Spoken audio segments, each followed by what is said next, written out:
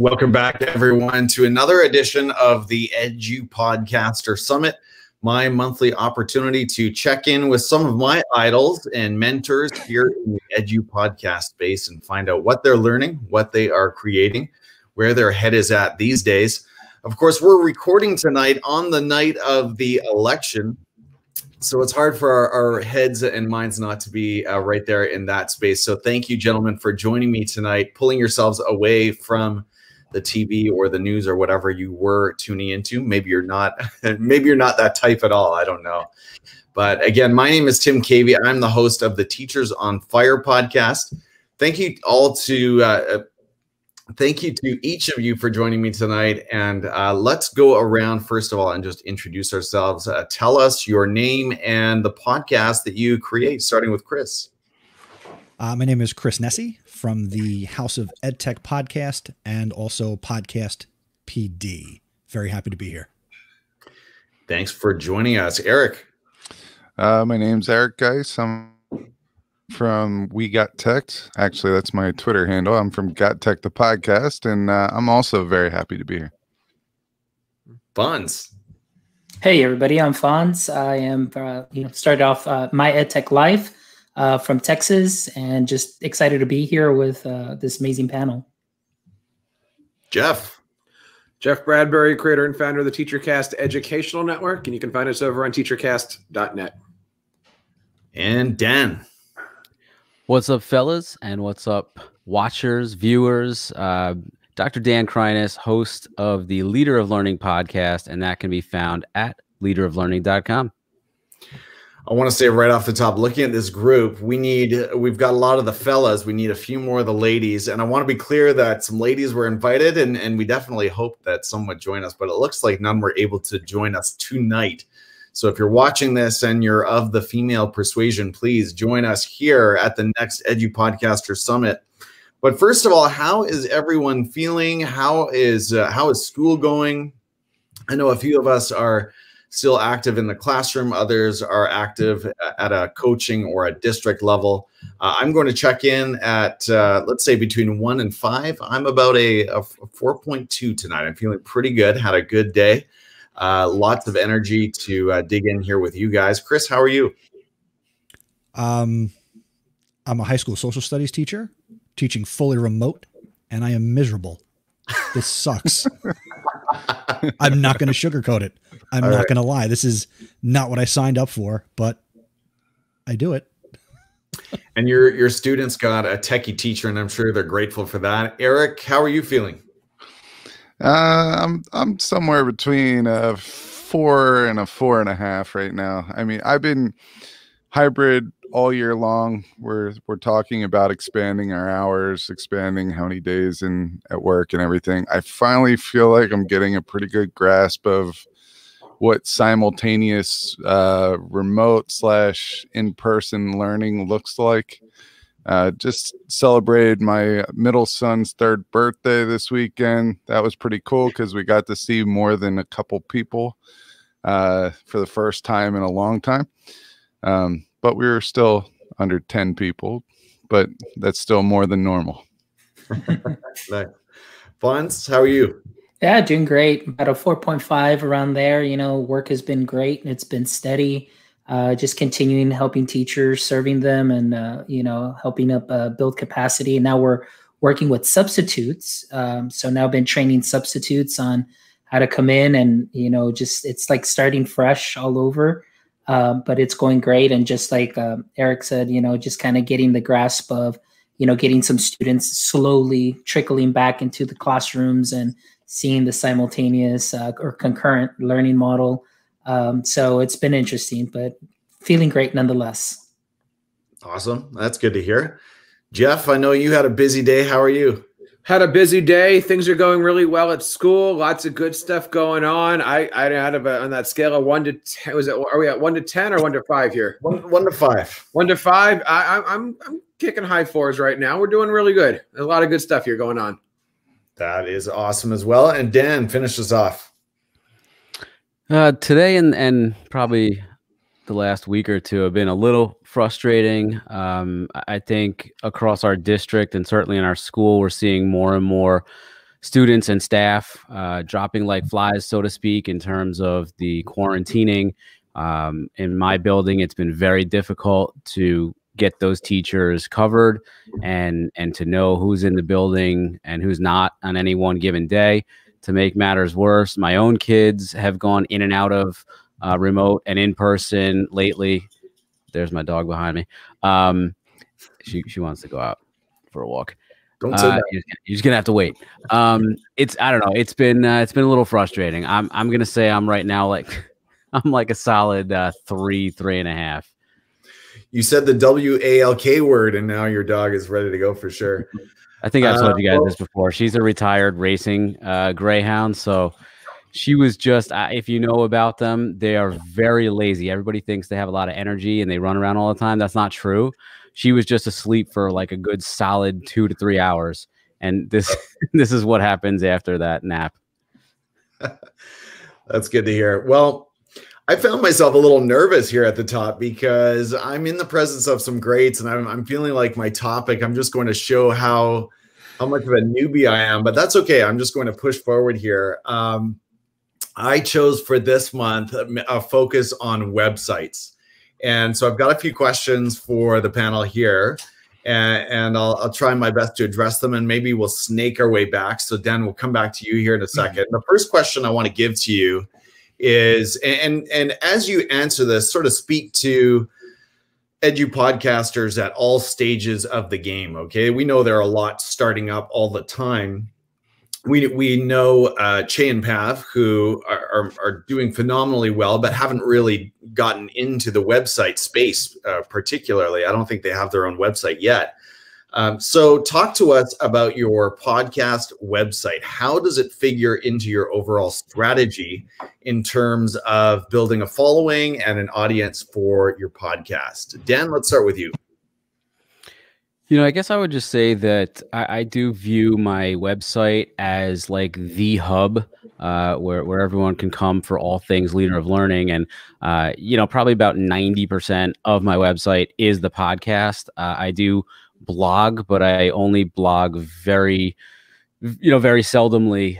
So I would say that for me, anytime that someone asks me to share a podcast episode, rather than giving them the Apple Podcast link or the Spotify link, because everything is sort of in that hub space of my website, I just give them the link to the post or the page on my website.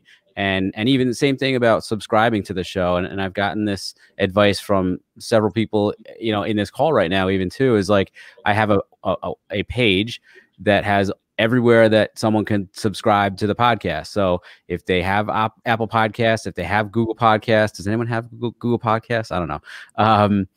Wherever it is, then they could just go to that page and find whatever link they need to subscribe. Yeah. That makes a lot of sense. Now, Jeff, I feel like you've designed courses on this stuff. I'm sure it's hard to summarize, but talk to us about how you see your website playing a role with your podcast promotion and development. Dan said the right words, and people always ask, do I need a website for my podcast, for my blog, and the answer is no, you don't need one. You need to be thinking about it as that digital hub. A website I look at as a static thing. You go to it and there it sits. Your digital hub is that center. It's where your RSS feed sits. It's where your audio sits. It's where your social media gets pointed to. It's where your landing pages are. It's where anything that you do, it's branded. Teachercast.net/Twitter, not twitter.com/teachercast. So if you think of your site as the most important piece of real estate that you own, and it's just a matter of how far can you spread that brand, that message, then you're on the right track, right? And it doesn't matter what you're working on. Even if you're doing a YouTube channel, your YouTube still should be pushing back to that website where those analytics are. It's really one of the few things that you actually own. I hope there's a lot of places to build a website, but if you kind of set it up in the right way, I hate using that term, but the right way, you own those numbers, you own those analytics. And yeah, if you go over to educationalwebdesign.com, we got people that can help you build a really wonderful website and podcast too. All right. Thanks, Jeff. That was great. And I know we could push that further because I can hear some people saying, well, I don't care about owning anything. I just love doing this. So let's keep coming back to that thought. But Fonz, talk about how you use a website. I'm assuming that you do. Yeah. But yeah, talk to us about how it figures into your strategy. Yeah, well, actually, like I'm fairly new at this, and I want to thank Chris Nessie for helping me out. And, this was something that was a long time coming. Usually it was I would just download my audio from StreamYard and upload it straight to Anchor. And then I created a Wakelet page where I had my YouTube, my YouTube episode along with the audio. So I was just sharing that out. But then I said, you know what, I want to start building my brand, getting out there. So then I just went and bought, a domain, and then went to Podpage, bought just a subscription, and I asked the questions. So I'm one of those that's fairly new. Just like many of you here are already been in the game for a while and know exactly the way this works, but it doesn't hurt to ask questions as a newbie. And I have found that many of the people here in this community are extremely helpful and are always willing to share. So Chris just, suggested, and I went and looked, did some research, and I just fell in love with the site. And just like Jeff was saying, this is my central hub. Now I have my blog posts, I have all my episodes, I have links to my store, links to all my social media, and then my social media pushes back over here. And then I do the Google Analytics and my tags. So I'm continually looking at my numbers and see what I can do better, what times to post, and just really getting down and granular with it. With anybody that's new, I just kind of take it a little bit over the top sometimes because I just really want to get out there. But it's just simply having that link on all my social media has really helped out a lot. And again, just asking the right questions and finding helpful people in the community, such as Chris and anybody else that's here that has that experience. So it's been great. As we continue, gentlemen, feel free to open a separate YouTube tab and go ahead and drop things like your URL right into the comments there. I know StreamYard doesn't like us doing that because it might hurt your bandwidth, but okay, Pav can't get in. We'll have to figure out how to get Pav in from the staff podcast. Chey and Pav, if you're watching this, the link should be in the Voxer thread that we're in and in the calendar event. Oh, and I see AJ Bianco showing up. So it'll be good to connect with him. Eric, over to you. You guys have been exploding this year, I feel like, and I know YouTube has been a huge piece of what you do. Talk about the website and how it figures into those platforms. So when I think about our website, I think of a high school student's locker. You just shove everything in there a little bit, and that's I know that's a oversimplified way of putting it, but when we go do professional developments, or if we're sharing things with a group of educators, if we post something that's on YouTube, or if we post a blog or anything like that, we just tell them to go to our website, and we give them the code after the gottech.com/whatever, and it's usually one word, and that's just the easiest way for us to do that. Now, I really like what the Fonz was saying about the analytics that he's looking at. I'm testing all my titles of our blog posts and our YouTube videos and things like that now, and on the website, I'm just seeing what works and what doesn't. And I'm noticing some trends there. So that's something that you want to keep in mind, is to test these things out. We had a certain naming method that wasn't very successful at the beginning. Our second episode was called The Porcelain Goddess, and no one had any idea what that was about. They thought they did, but they didn't. And we realized that, titles have to be somewhat content specific and have to have some type of a relationship to what you're talking about. So that's my 2 cents on the website. I just use it as a digital hub. It's a one-stop shop. I don't need to remember all my Twitter handles and all that good stuff. Just go to gottech.com, and everything's there for them. Makes a lot of sense. Chris, your thoughts. How does your website figure into your content strategy? For me, and maybe I look at this a little different, but I agree with what everybody has said so far. But my approach is I'm all about owning your name and wherever that points to. So I would advise anybody, go get the .com that's relevant, or whatever .ninja, .pizza, if that's your flavor. Own your name, and then you could point it anywhere. So for example, for House of Ed Tech or Podcast PD, we have self-hosted WordPress pages. For some other projects I've worked on, I will point a domain at, the media host webpage that I don't have to think about. But for me, it's about owning your name and then pointing it to whatever platform. So like what the Fonz is doing, he's got his domain, he points it to Podpage. Fantastic. It works. It's got the subscribe buttons. It's got everything he needs. He doesn't have to think about it. For me, doing self-hosted WordPress, I got stuff I got to worry about, like updating my plugins and, writing my blog posts and, making sure that things stay updated and that, the Russians, no offense if anybody here is Russian, that I don't get hacked. But there are so many platforms and tools that will do the work for you.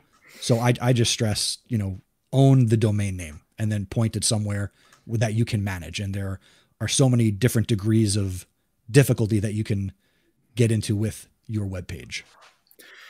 I love that piece of advice, and I can't overstate the importance, in my view, of if you're watching this and you're starting out with a brand, make it a name that people can understand the first time. Make it make sense.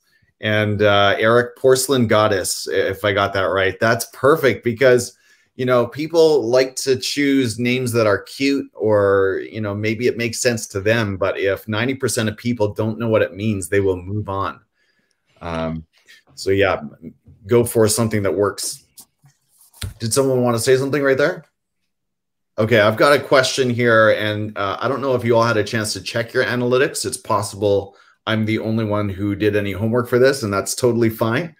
But I thought it would be interesting to ask, and feel free to open another tab and look at your analytics right now. I thought it would be really interesting to ask, who are your top referrers to your website?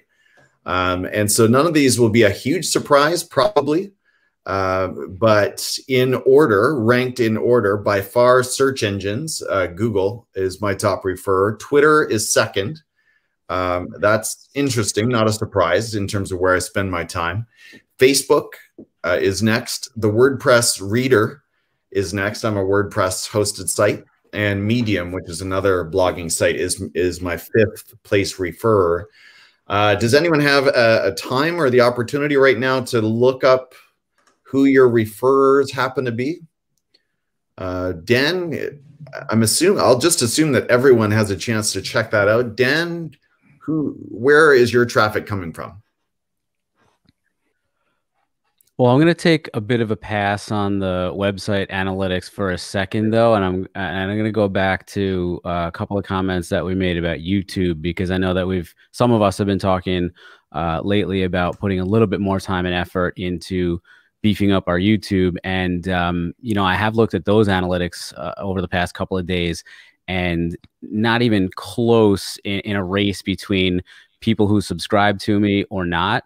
It's like 97% to 3% that people who are watching my stuff are not subscribers of my channel. But what they're doing is they're searching. And as I've mentioned to you guys, kind of off the air here, that my #1 video on YouTube is nothing podcast related. It's actually defending my dissertation.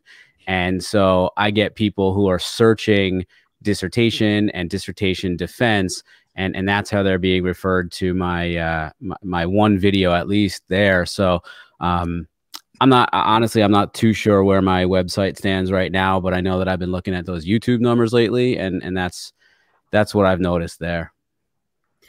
Fair enough. Sorry to dodge the question a little bit. I'm going to mix things up, and I do want to formally welcome AJ Bianco, host of Reflect Ed podcast and a co-host of Podcast PD. How are you doing, AJ? Hey, Tim, everybody. How you guys doing out there? Thank you for having me. Just kind of listening to the conversation. You mentioned host of Reflect Ed. Unfortunately, there has not been a Reflect Ed podcast in quite some time because I have no computer to record on. I'm using a Chromebook that doesn't really have the capacity to do anything right now. So laying low and just doing some podcast PD work and enjoying that as we do every other Sunday. Well, I want to push back on that Chromebook comment, but I hear you. I get it. That's definitely a handicap. Jeff Bradbury, top referrers to the TeacherCast empire. Where's your traffic coming from? Upright, it's really not looking at it from a broad spectrum. It really is looking at it as who's that number one person. I'm a big believer, and other people have mentioned it. You only have really one audience, and that audience is your Google search. Like everybody here, I'm sure Google search for me is about 80%, 85% or something like that. Mm-hmm. If I can make content that's searchable by Google and easily found by Google, those numbers are much higher than anything that Twitter, YouTube, etc. can find. Doesn't mean I'm not focusing on other areas, of course, but I always try to make sure, just like Eric was saying, your titles are good, you're this, all these different things are set up so that way Google can find you from a variety of sources. When I'm creating content, like each of my blog posts has 4 or 5 different titles to it, depending on where and what kind of content it is. And you're always making sure that it can be seen by, not just the people who but the people who you don't even know are hitting your stuff. I just got it wasn't Google My Business. It was from Search Console, and it was well over 80% was all coming from Google search, which is awesome. Yeah, no, I hear your point for sure. I mean, the vast majority of all of our traffic is going to come from Google. It's going to come from that person that just hears the name of Podcast PD, right? And they're like, oh, where's Podcast PD? How can I find out more? Yeah. And that's what they're going to Google. I guess I'm just curious to know if, I'm looking at my refers again. Instagram is in the list. It's fairly down the list. I'm curious because we drop our website links everywhere. And I'm really curious about what is gaining traction. So I won't go to all of you with this question, but would anyone else like to speak specifically to where are your refers? Where's your website traffic coming from? Is anyone else interested in taking a shot at that? I just got to jump in real quick. I don't know about you guys, but House of Ed Tech, Podcast PD, we are crushing it on Bing.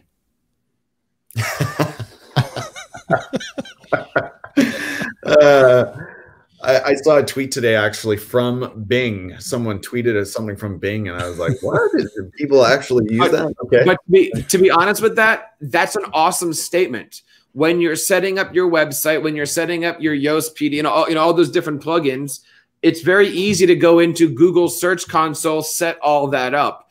To be honest, it's not the easiest thing to be setting up your Bing Search Console. So I know Chris is joking, but that's really cool if you are focusing on that other browser. There's so many great things that are over there.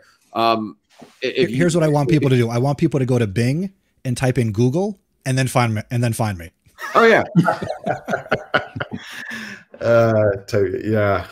Yeah. What I'm curious about from everybody is not who's bringing in this stuff, but out of all your analytics, what percentage of people visiting your site are coming back for the 5th or more time?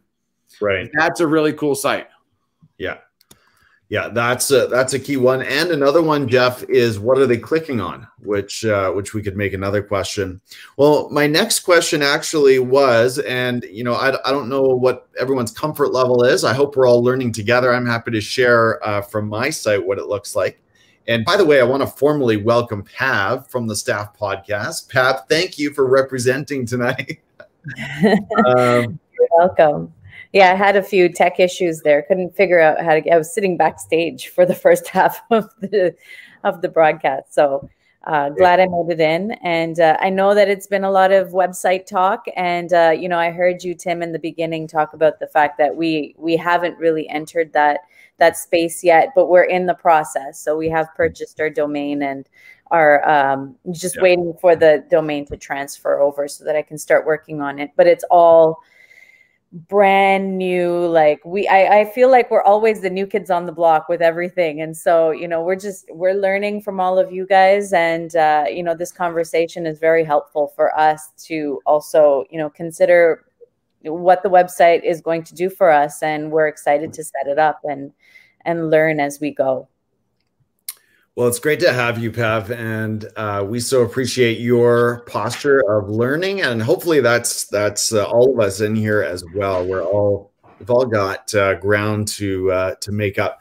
So my next question was going to be, what sites or what pages on your site are the most visited? I thought that would be really interesting as well, and I will start again. And again, as I said last time, maybe I'm the only one who did any homework, and that's totally fine.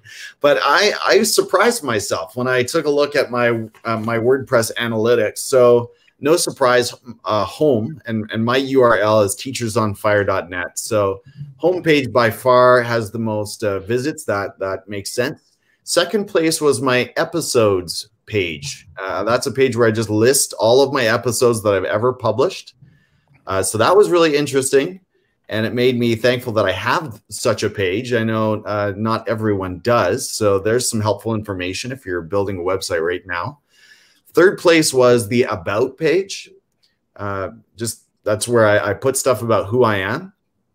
And then my fourth most visited site or page of 2020, all of these stats are for 2020. My fourth most visited was for episode 110.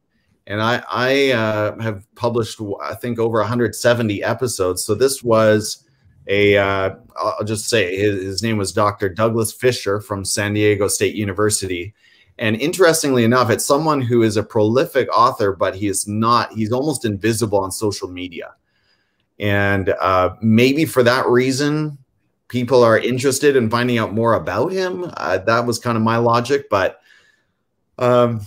and then my fifth place page was my G Suite resources, which I learned from the John Sowash Chromebook Classroom podcast. I will need to rename that page to the Google Workspace resources pretty soon, but which might cause me some URL pain and problems if people have been dropping that link around the internet. But at any rate, that was a really interesting top 5 home episodes about this one episode page, my show notes for Dr. Fisher, and G Suite resources. So I'm interested in hearing from anyone else. Again, I'm assuming you've got your analytics there. I think it would be really interesting and helpful to share what is getting traffic on your site. And you don't have to be specific if you don't want to, but. And Tim, that actually makes a lot of sense. For most of us, it should be your homepage. That's the obvious. Mm-hmm. But when I think about what you do, I'm going to do a Google search again, Chris, in Bing for Tim KV podcast, and I should be coming to your episodes page. And if we all do it, I'm going to keep saying in quotes, the right way, our About page should be up there. You know, if your About page isn't up there, you're losing a lot of SEO traffic because your name should be all over the place. People type in Eric Guys, it should come to the About page. That's why I always kind of preach that, like, your About page should be written in third person. It should say Tim KV is, Tim KV did, Tim KV was, Tim. That About page should be one of your #1 SEO traffic. So not even looking at your website, you got a lot of good stuff set up there, my friend. Well, thank you for that. And tell us why the third person and not the first person, because I think Google doesn't know who I or me is. It's that simple, right? Yeah. It's the only page on your website that your name's going to appear. It should be in the H1, right? Because and if you call your About page About Me, you're doing it wrong. Your About page should say, who is Tim KV? It's a question. Your name is in there, right? And so then when you look at it from your H2s, your H3s, it should say Tim KV Habits, Tim KV Podcast, Tim KV Bing search, whatever. I'm going to keep going back to that one for a while. Yeah. But that way your name shows up over there. If you just grab a thing, and that's the first reason. If you just grab your bio and say, I am a teacher at this high school, how does Google know what that is? Right. Second reason why you should be in third person is because as a podcast host, how many times have you had to track down people's bios and somebody gives you a third person or first person bio that says, I am this, and you're like, I can't use that on my website. So I always suggest to people make bios that I can then copy and paste onto my show notes. So Google doesn't know who I or me, or Google doesn't do pronouns, guys. So use your name as much as possible. I would even suggest Chris Nessie, Christopher Nessie, Christopher J. Am I right, Nessie? Right? Right. Use it a couple different ways in there because, you know, Chris the Bing Nessie, like do something in there, but make it in there. Now, that is so good. I'm taking notes here, Jeff, because these are changes I need to make, and I'm sure I'm not the only one. So even if hold on real quick. Yeah, go ahead, Chris. I was just saying, because Jeff said some things there that we all probably understand, but maybe the casual watcher is like, wait, what does that mean? Thank you. H1, H2. So when you're formatting text on your website, header 1, header 2, and obviously H1, header 1, that's that default larger text, and that's going to do better in terms of what Google is scanning when it's going through a page on your site. So whether you're on WordPress, Squarespace, doesn't matter. Your H1 is your blog header, your page header. Your H2 is what everything is broken down into. And then H3 is actually the first grouping of. So go ahead. That's all. I just wanted people to understand what we mean when we're talking H1, H2. Back to you, Tim. Yeah, no, that is so helpful. This is my about page right now. So Jeff Bradbury, it just says about. Yeah, and then let me introduce myself. Yeah. Again, who is Tim Cavey? Or Tim Cavey, founder of Teacher on Fire. Right. So, Tim, I have this for you. Wrong, sir. Wrong.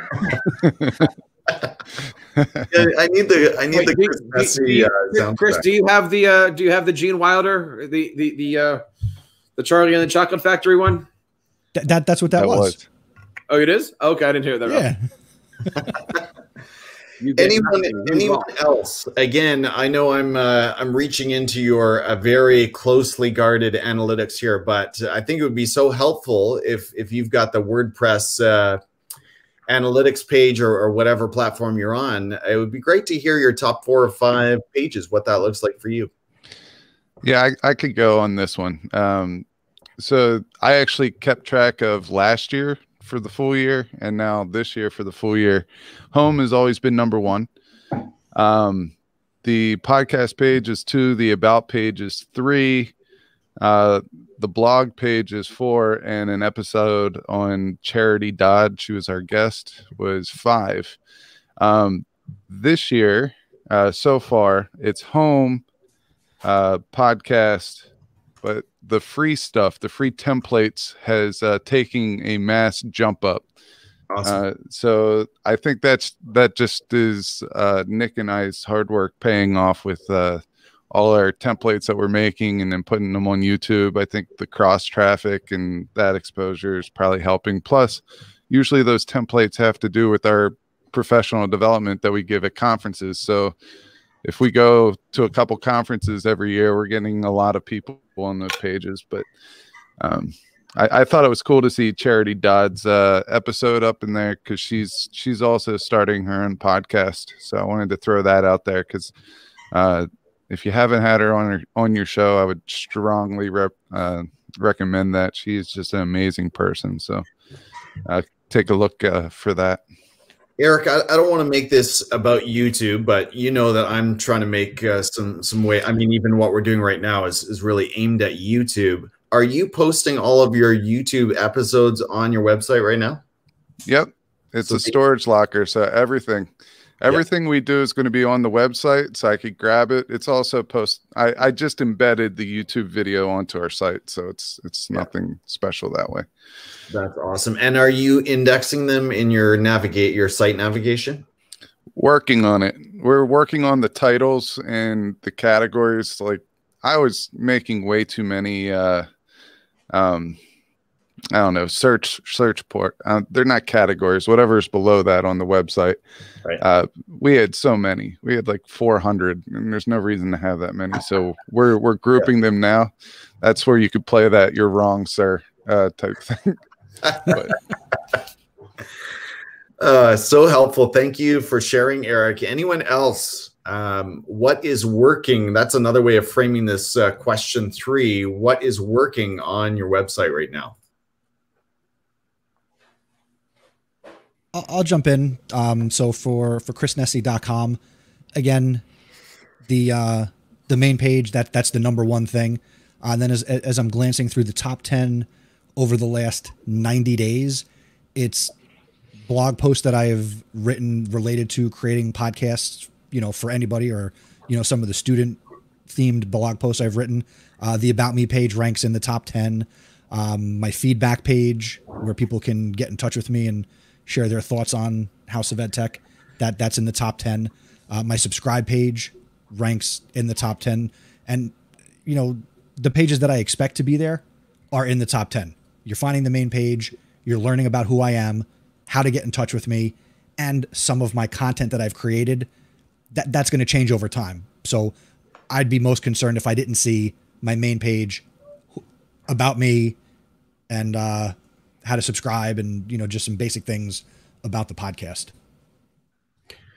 Thank you so much. I feel like I'm going to be re-watching this tape for sure, and I know I won't be the only one. Like I said to all of you off air, I plan to timestamp this episode and share it out, and I think it'll be really helpful to anyone out there just looking to build their site from scratch, or maybe a podcaster who like Pav and Chey are thinking maybe this is their next step. Pav, let's get a word from you. What are your thoughts right now?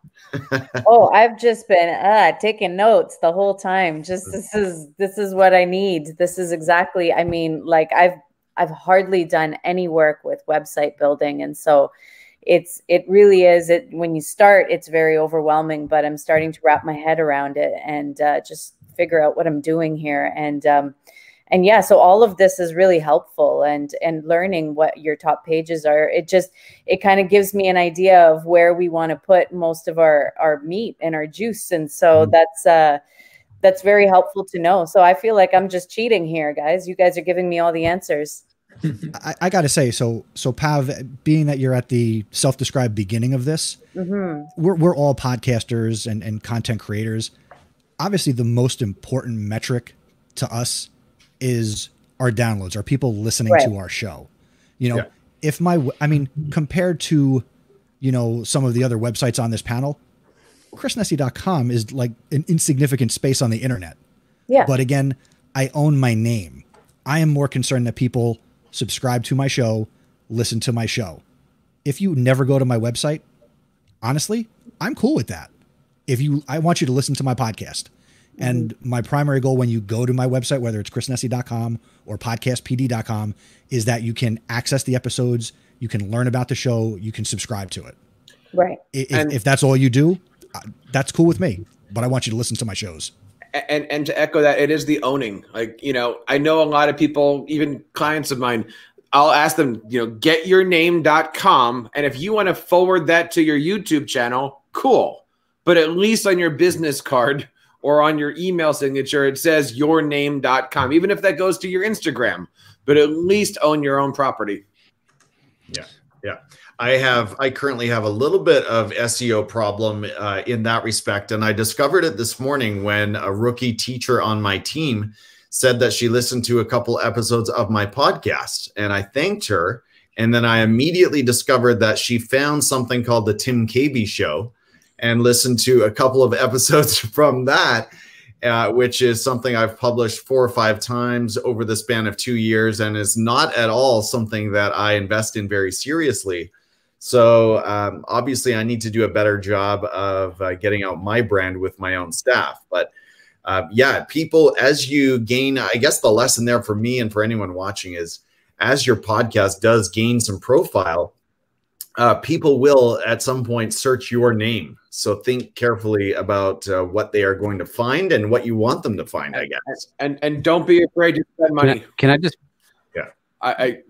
Get chrisnessy.com, Christopher Nessy. Get all the variations as you can. Clearly, there's more than one Jeff Bradbury.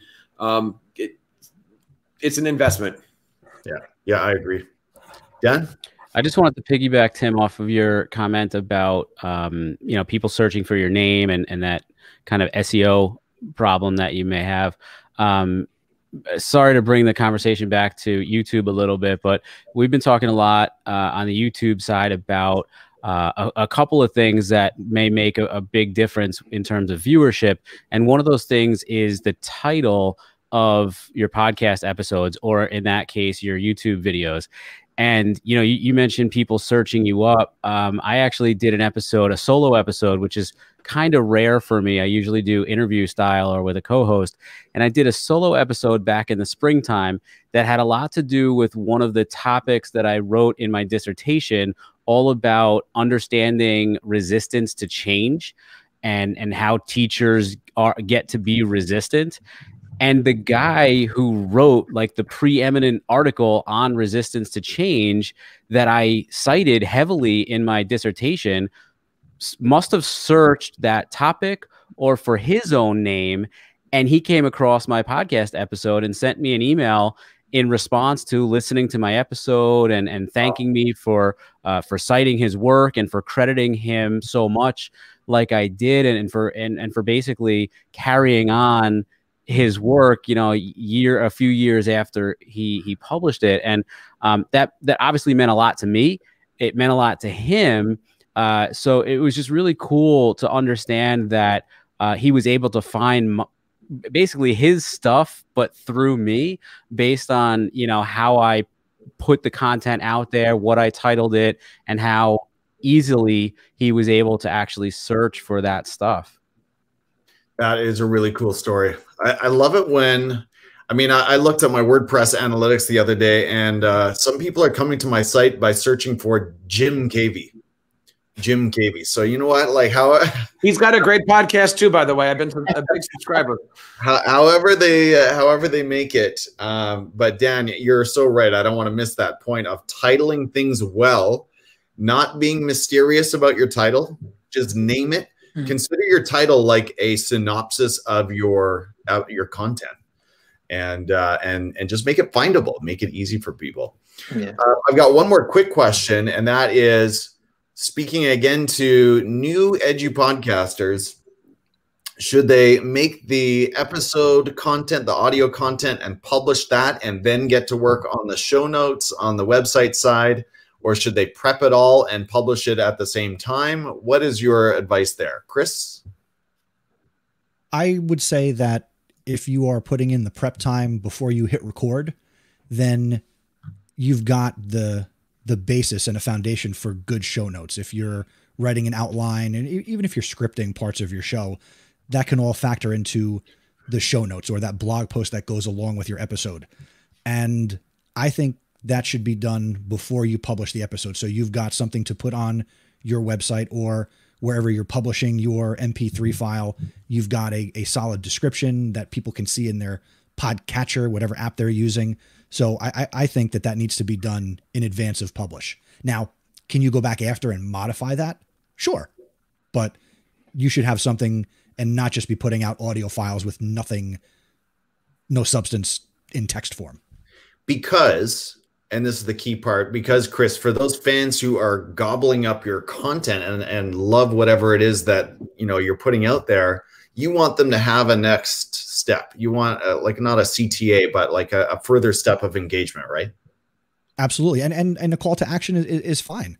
You know, go to, you know, chrisnessy.com/the episode number. And here's where I put all the links. So if I talk about it in the episode, that needs to be available once I've published the episode. So it kind of has to go hand in hand, at least for me and the other shows that I work with. Any other thoughts on that particular question in terms of a gap between the publication of the podcast episode and your corresponding webpage or show notes? And I know Fonz and Pav and maybe AJ are not really publishing show notes per se, or Fonz, can you refresh my memory? Not really on show notes. What I'll do is I'll just do a quick blog and then just give a little synopsis, a summary, and then just like Chris said, here's the episode, go check it out. But I just paint you a little picture, entice you a little bit, go click on it, watch it. And, but that's about it. You know, I've thought about, you know, going in and going to detail, but you know, maybe it's something that I do need to consider. I just find myself not having enough time to do that right now. But, you know, sometimes I will go back, like Chris says, like, you know, I'll write a blog post, I'll go out and share it, and then I'll add some more to it or edit as needed. And, you know, depending on the circumstance, or when I share out to just, you know, create a little buzz over that episode. So that's what I do. And like I said, this is fairly new to me, but I am like Pav is doing, taking some notes here and everything too, as well as learning from you guys. So, and I know that I do see a lot of you that do put in a lot of the notes. One thing that I did start doing is just doing the little soundbite videos, like little 30-second videos, putting it out there, giving people the preview, because oftentimes they may not read or, you know, they don't have time to do that. They're listening, they're on audio. Get a little 30-second clip, and then it's like, all right, yeah, let me go check it out, you know, watch it, or here's the link. And then just kind of entice them with that too as well. And on that, before I forget, I demoed how to do those headliner automated audiograms a couple of summits ago. And you can, I'm happy to help if anyone would like to get that going. Those come to my phone every day. And some real estate that is available right now is LinkedIn Stories. So think about throwing those up on LinkedIn Stories, because that's still the Wild West. Like, that is so new. I feel like that's 2 weeks old, or a month maybe. So that's a great space to get exposure. There's another tool that I like to share, but I know with the headliner, I mean, they do get automated, but sometimes I find that the clips or the sections that they pick up, you know, aren't really what I like. So actually what I'll do is I'll take the podcast audio, and then what I'll do is I'll do headliner just to get my little clip, but I'll take that video and I'll put it into Capwing, and Capwing auto generates your subtitles. And sometimes it's a lot easier to fix any of the ums or verbal crutches or anything like that. So if you go to Capwing, you upload it, auto generate, and then you've got a nice little clip that is going to be grammatically correct, because you'll be able to edit out all the ums and the little misspellings, and you're going to get exactly what you want your audience to hear. So I know it's a process, but I'm all about that. You know, it makes it a lot easier. I have to stick up for Headliner and say you can change the subtitles in Headliner for sure. But we'll check out Capwing. Always on the lookout for new tools. I wanted to quickly if I could also throw out. something. Okay. Sorry. Go ahead, Chris. I just wanted to add to something Tim was saying a few minutes ago. I was just going to throw out another tool. I use Headliner, but another one that I'm experimenting with is called Audio Burst. I believe it's audioburst.com. Does something similar. You can give it your RSS feed, and it'll like transcribe your whole episode and let you pick off the different parts and pieces. And it'll also help you create that little, whether it's Facebook or Twitter or Instagram, that little shareable video with the little waveform. But I like what I'm seeing there as well. Also for free. Nice. For me and Franz, I so agree that half the clips I get from Headliner on the auto side are not really what you want. I just like it because if it works at all, I'm going to throw it up there, because I don't always have time to sit down for 15 minutes and tinker with it and get it exactly like this 28 seconds is exactly what I want, right? Dan, over to you. Well, we got off the topic a little bit, but you had mentioned before about show notes. You know, I don't really slave too hard over show notes. I probably should more than I do. But I think of it in terms of, like we've already mentioned, the searchability. You know, I know that the audio content is really what drives what we're doing podcast wise. But I like having everything go out at or around the same time for that searchability and to be able to, again, going back to the website idea, like just be able to have that spot to direct people to. And the other thing I wanted to add that always kind of creeps up in the back of my mind as well about putting out show notes and releasing it at the same time as the podcast episode is that I already mentioned, you know, typically I do an interview show and I feature a guest, and I want to be able to feature that guest in my show notes as well. So if they've published a book, the Amazon link is in there.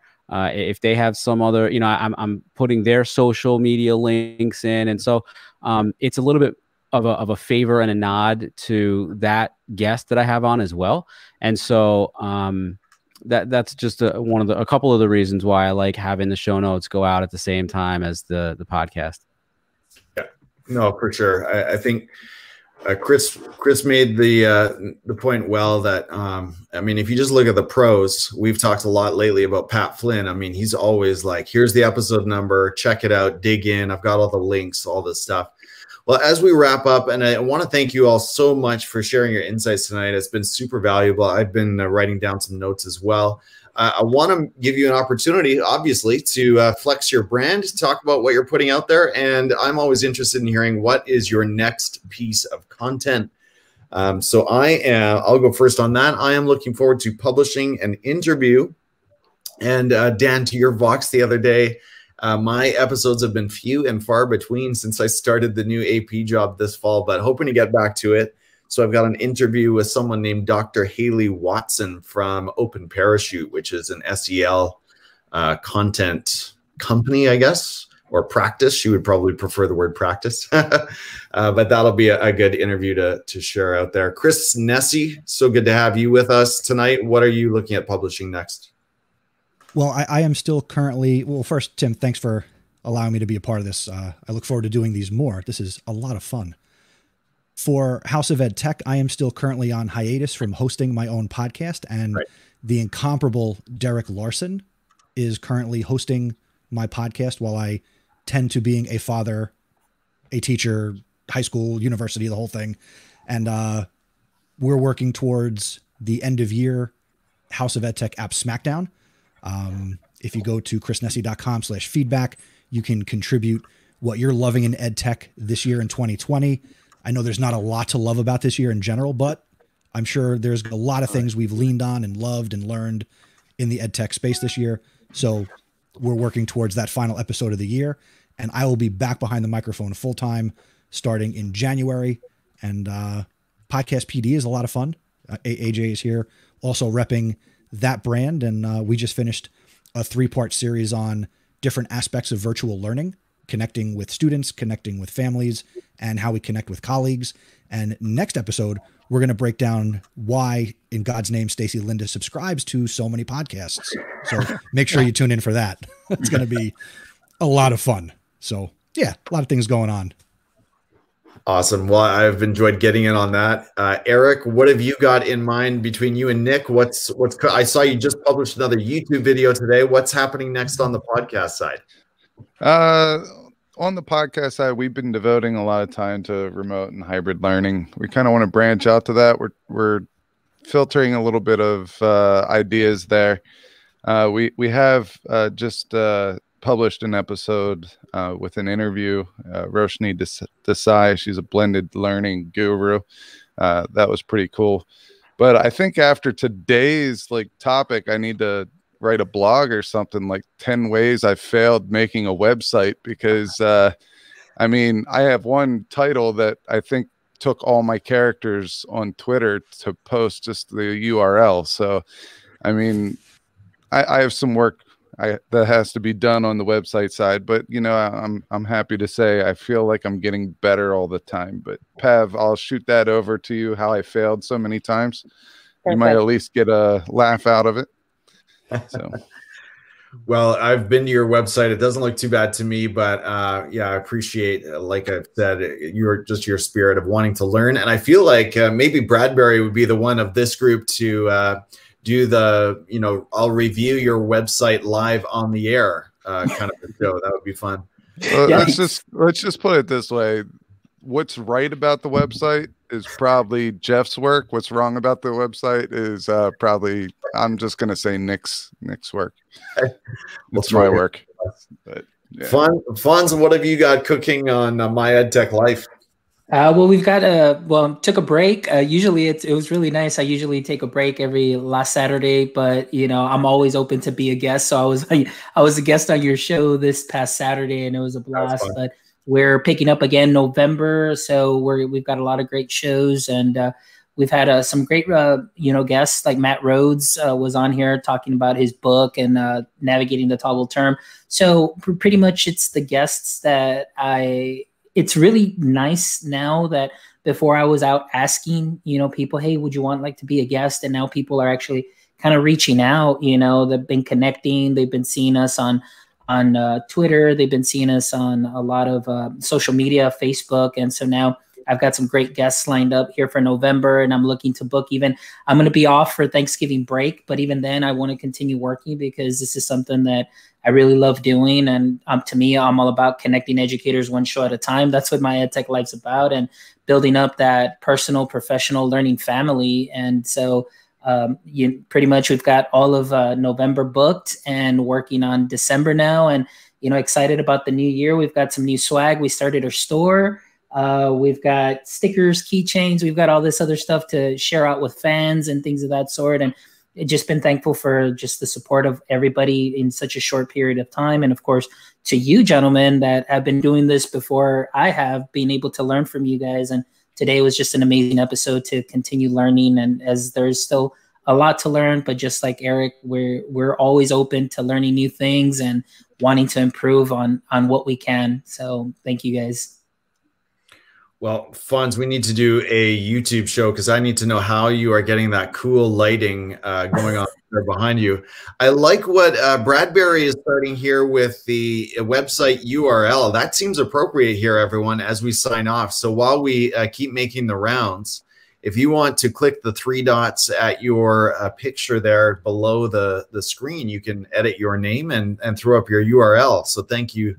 Thank you for that. I think Chris Chris was inventing one there a moment ago. Bradbury, what's your next piece of content? I know you're consumed by work right now. Yeah, no, I have a deadline of Saturday to get back onto the planet. I'm saying this out loud because I just need some support. I'm taking another praxis exam on Saturday, and I just got to get past that. But all the conversation tonight is really. Sorry, Tim. Lighting a fire. It is Tim, right? Not Jim. Tim, lighting a fire under me. I got to get back under some of these shows. I really do miss doing the Jeff show, talking about building your brand. I really do miss doing the educational podcasting show and talking about how to build websites and stuff. Seems like and I like coming here to these summits, Tim, just because I always kind of I got to get back in the chair. I've got all this wonderful stuff back here. You do. Time to move. And yeah, I just got to get past the praxis exam on Saturday, and then it's time to open up the shop. I said that last time, of course, too, by the way, just for the record. No. Keep saying it. Keep saying it. We'll hold your feet to the fire. Please do. Dan, who's your next guest? What's coming up with Rochelle? What have you got cooking? Well, first of all, I know that we've said this before, but I would be remiss if I didn't shout you guys out because I listen to all your stuff and you guys are doing some amazing things. And off the top of my head, I can think of the last Chey and Pav episode, which as a literacy ELA guy, I loved about comic book, whether comic books or real reading. Jeff, with Eric's help, just put out an episode on student content creation. That was amazing. Chris / Derek put out an episode recently that I thought was probably Derek's finest work on digital citizenship, which of course, nowadays is probably more important than ever. So, I know that we're not necessarily competing against each other, but you guys definitely helped me elevate my, my content game. So coming up on Leader of Learning, releasing tomorrow, 2 days on the 5th, is an interview I did with a really intriguing guy named Alex Pate, who is big into the racism and equality game. And as a content creator, I really do want to make sure that topic stays in the forefront of people's minds. And so we're going to be talking about dismantling racial biases for students. And I'm really, I've had that episode or that interview in the bank for a little while, and I'm really looking forward to finally getting it out there to the world. No YouTube video with it though. We didn't do the video on that one, but it's the audio is going to sound great. And then Rochelle and I are just about to set to record for the next Devil's Advocate series, which will likely be on the topic of teacher evaluations. That's a big one and a controversial one right now, Dan, with the different states of learning going on. AJ, you mentioned your hiatus there with the Chromebook. What's the timeline on the new laptop? Is that a Bianco CFO decision? Yeah, that belongs to the wife. So for Reflect Ed purposes, I'm gonna have to kind of put a pause on that until things get to where I want them to be. I don't like recording on this. I don't like using on this. Just sitting here with you guys and all the sites you mentioned, my computer was freezing up. So the frustration was there. So I'm afraid to record, but with Nessie's help, Podcast PD has been going strong, as he'd mentioned. And again, with Nessie's help, we're starting a little passion project in the coming weeks, getting away from the education, podcasting, and going into sports broadcasting, as Chris Nessie and I will be starting the Chase for 28 podcast, which is going to be focusing on the New York Yankees and our love of baseball. So that'll be a little passion project that we're starting up. Very exciting. Sounds good. And Pav, take us out. What have you and Chey got cooking right now? We've got a number of things going on.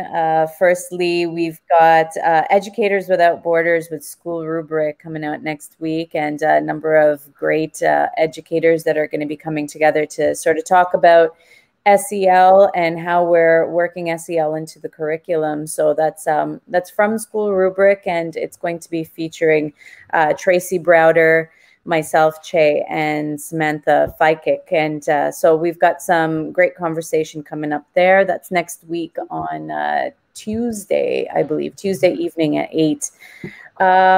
In terms of podcasts, so Chey and I have a very, what we're doing in the classroom that week is sort of what we decide to talk about on Friday nights. And we do our 40-45 minutes of talking, and we publish like almost immediately after, and to just talk about the show notes, because we don't really plan what we're going to talk about. We have a general idea, and then the conversation is very authentic and in real time.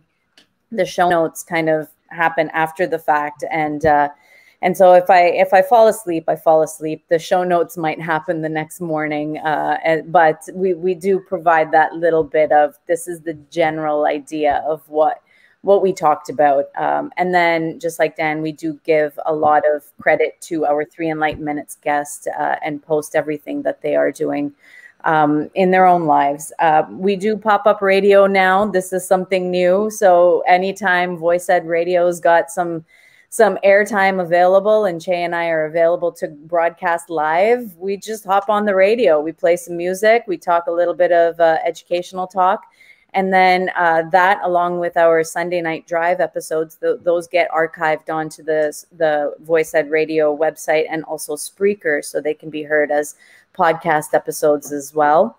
And we're doing author talks on Wednesday evenings. And so we publish an author talk that we've recorded previously, and then we put that out there as an interview on books. So we've got 4 episodes coming out every week right now, which is a little out there, a little crazy, but it's a ton of fun, and we're enjoying it. And it's content, right? And so, once the website's up and running, that's the storage locker. Eric, you said it right. That's where everything's going to go, and that's part of the idea of it, is just to have somewhere to house all of the content. So we are definitely working towards that as we go. This episode is going to kill Victoria because one of her main brands is My Kids Locker. So Eric, I mean, you nailed it. Hey, I want to say a huge thank you. I kept you just over an hour here tonight. You've been very generous with your time. I hope it was as valuable for you as it was for me. I so appreciate hearing the insights from some of the veterans, especially, but the newbies and everyone in between. I want to wish you all well, and let's be in touch. Take care. Bye, everyone.